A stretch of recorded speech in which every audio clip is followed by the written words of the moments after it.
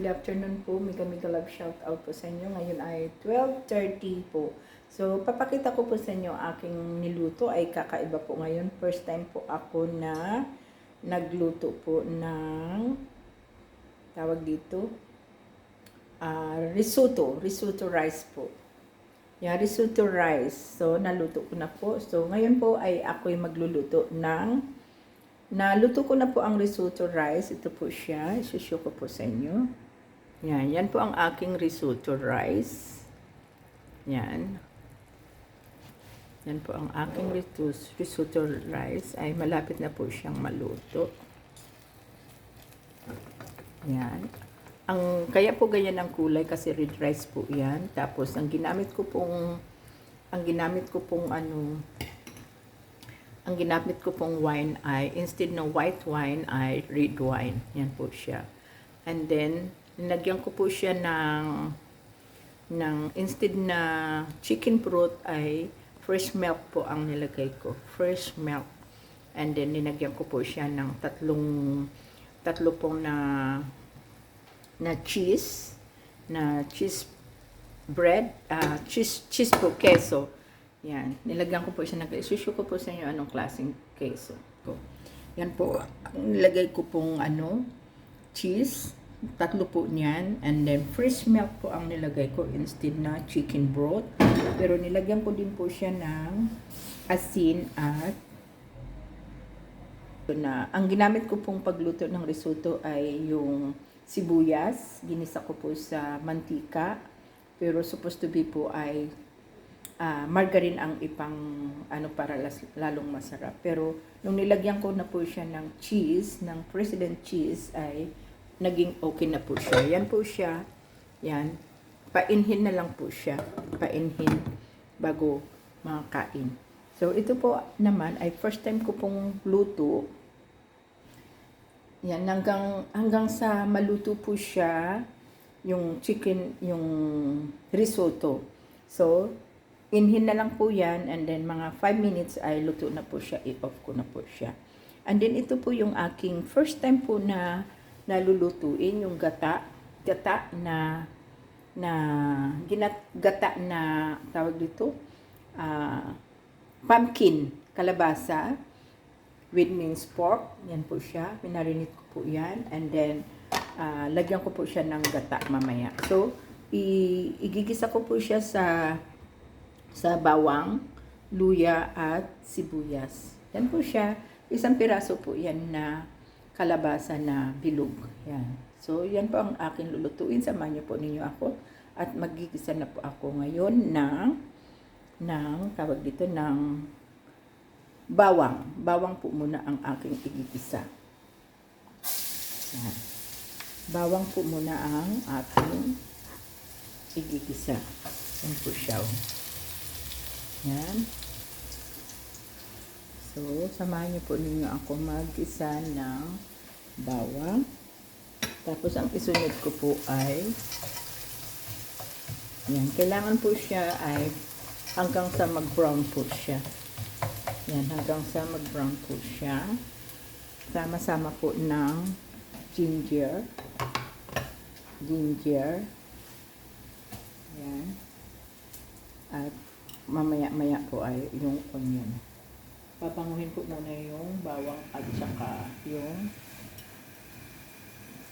yan. Yan po. Yan. Hintayin ko po siya mag-brown bago ko po ilagay ang minced pork. Ito po siya. Yan.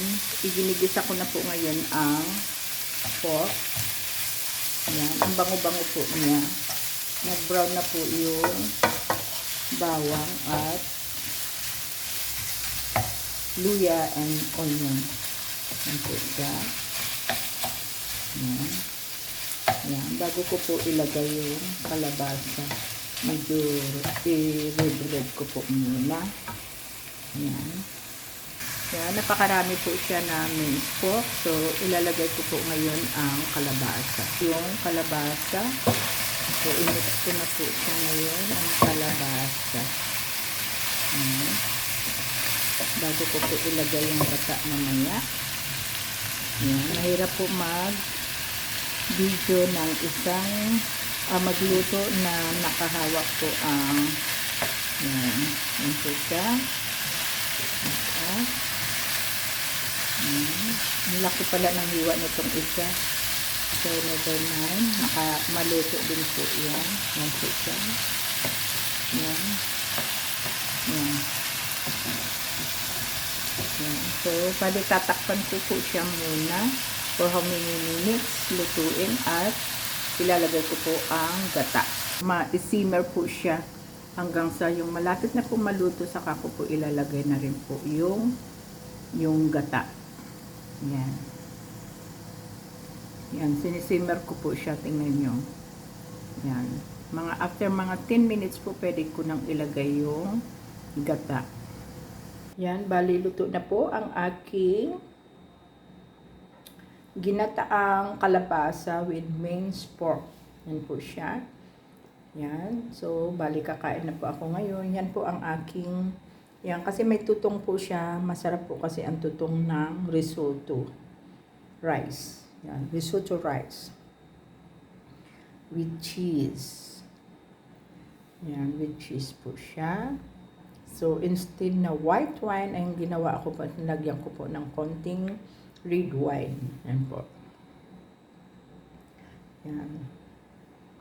Yan. So, yan po ang aking ngayon na naluto, aking lunch. So, thank you so much for watching. Yan. Yan po lahat ang aking naluto ngayon. Ang risotto rice with cheese at saka fresh milk. Ang nilagay ko po instead na chicken broth, ang nilagay ko na po ay asin at paminta. Yun lang po ang pinanlasa ko.